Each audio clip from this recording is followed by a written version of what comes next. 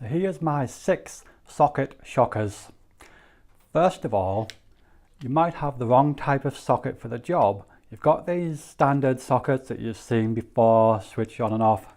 Now sometimes you can also get them where, for example in a kitchen, imagine you've got a worktop, you've got this, what you call a fused spur above, and it controls a socket behind.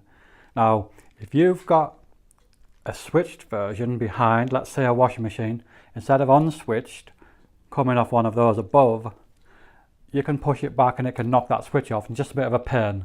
So have you got the right type for what you're doing? Secondly, this is very common with electricians as well, I've seen this. Is it wired the right way around? So even with the same supplier, you can see there, this is live there, earth, neutral, same supplier. You can see on this one, it's the other way around, live that way.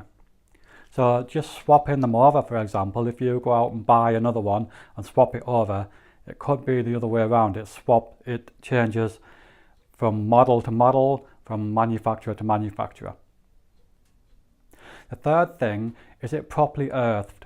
And obviously it should always be earthed here, and there's a way of testing that.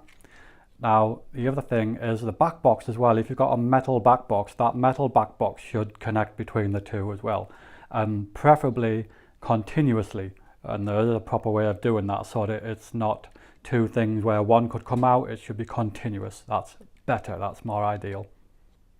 The fourth thing is the cable being too long. So if the cable's too long and sticking out, not only can it be a bit of a hazard catching on a metal back box, but also if it's too long and pushed through, it can sometimes, depending on the manufacturer, interrupt the mechanism inside, and you can actually get a bad reading or even cause damage over the longer term if that's the case. The fifth thing is the cable being too short. So that's the other way around. That is where you might be trapping this screw onto insulation rather than onto the copper. So you're not going to have a very good connection because you're actually clamped onto the insulation.